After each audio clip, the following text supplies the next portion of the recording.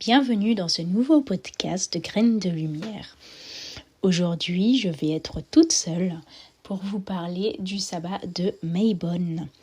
Pourquoi je vous fais ça en ce samedi soir? Tout simplement parce que demain, c'est le fameux jour de Mabon. Donc, n'hésitez pas à écouter ce petit podcast et prendre quelques notes pour célébrer tout ça correctement, en famille, entre amis ou même tout seul. Alors aujourd'hui, vous avez sûrement reconnu ma voix, c'est Elodie, donc Elodie Hello Moon, la sorcière lunaire. Et je suis ravie de vous parler de ce sabbat car c'est quelque chose que je fais dans mes pratiques. Je fais tous les sabbats. Et c'est parti!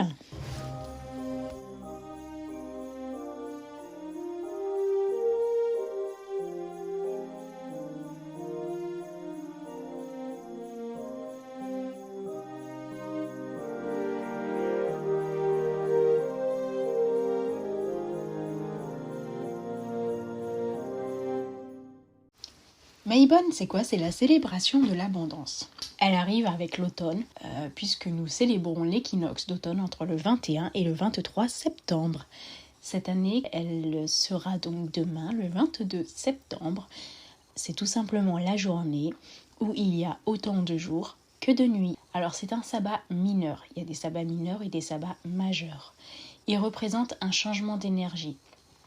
On entre dans la saison fraîche après l'été et peu à peu on va passer plus de temps en intérieur à se préparer à l'hiver. C'est la fin des récoltes et tout devient plus calme après cette saison estivale. Durant Mabon, on célèbre donc l'abondance. On exprime sa gratitude, notamment envers la terre-mère, pour les ressources qu'elle nous offre. On profite du calme pour débuter un parcours d'introspection. Alors qu'arrivent les derniers rayons chauds du soleil, Mabon nous offre un moment d'équilibre entre la saison claire et la saison sombre. Les jours sont finalement aussi longs que les nuits, mais pour peu de temps, car ensuite les nuits se rallongeront peu à peu.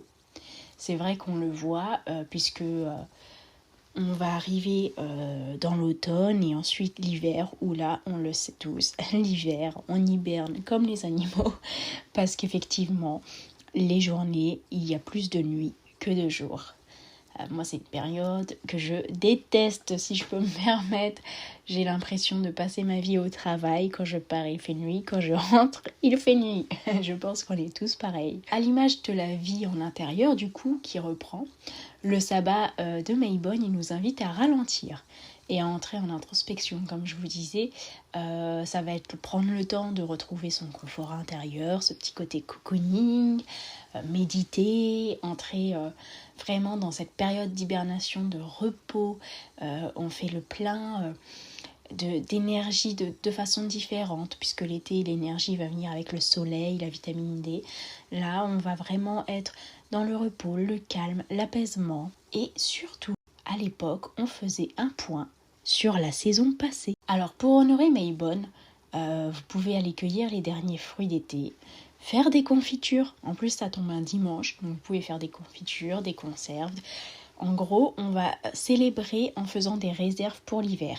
Parce que c'est ce qu'ils faisaient autrefois. Ils se rassemblaient autour d'une grande table et avec les voisins, ils faisaient le point sur tout ce qu'ils avaient pu récolter. Ça leur donnait une idée de comment ils allaient pouvoir passer l'hiver. Et il y avait cette notion d'échange, de partage entre voisins pour que tout le monde puisse passer cet hiver sereinement. On peut encore le célébrer parce que même si on l'oublie avec toute cette commercialisation, toute cette mondialisation, on dépend encore des récoltes. Alors, on en dépend un peu moins, bien sûr, mais on peut toujours faire des confitures, des conserves, des petites réserves. Vous pouvez faire aussi une tarte aux pommes. La tarte aux pommes est un des symboles de Mabon. Si vous recevez du monde, petite tarte aux pommes en dessert. Vous pouvez préparer votre maison aussi pour l'hiver. Vous la nettoyez, vous la purifiez. Alors moi, je fais une purification à chaque sabbat. Vous remerciez bien évidemment la terre et donc Gaïa pour ses offrandes. Vous mettez l'accent sur la convivialité parce que comme je vous l'ai dit, avant ça se faisait autour d'une table avec les voisins. Donc n'hésitez pas à organiser un repas avec les personnes qui vous sont chères. Vous réévaluez vos intentions. Qu'est-ce que vous avez accompli dernièrement? Là, on est dans cette rétrospective. Quelles sont vos avancées? Est-ce que vous avez de nouveaux buts ? En bref, profitez de cette période pour vous reposer, célébrer ce que vous avez et ce que la nature vous offre. Voilà, c'est comme ça, c'est très simple. Et les pierres vont être les pierres de couleur automnale, on les retrouve, l'œil de tigre, la citrine, la cornaline, l'ambre, toutes ces pierres, n'hésitez pas. Au niveau des bougies, n'hésitez pas à mettre plein de bougies dans votre intérieur, des bougies rouges, oranges, jaunes, vraiment dans ces couleurs chaleureuses, dans ces couleurs automnales. Enfin, pour tout ce qui est milieu spirituel, ésotérique, donc le milieu non associé à des religions, vraiment ce milieu païen, du coup, on va associer l'archange Michael à l'automne. Ça tombe bien, c'est mon archange. Il protège l'ouest et son élément est la terre. C'est l'archange guerrier et protecteur. Il incarne aussi le courage, la force, la vérité, l'intégrité. Sa tâche, c'est aussi de débarrasser la terre de la peur. Il accompagne aussi les âmes jusqu'au ciel. Voilà, c'était un petit épisode vraiment un peu plus court, je pense, en timing que ce qu'on fait en duo avec Aurélie. Un épisode exceptionnel, on va dire extra, je sais pas comment le dire, hors saison quoi. Prenez soin de vous et je vous dis à très bientôt et célébrez bien Maybonne.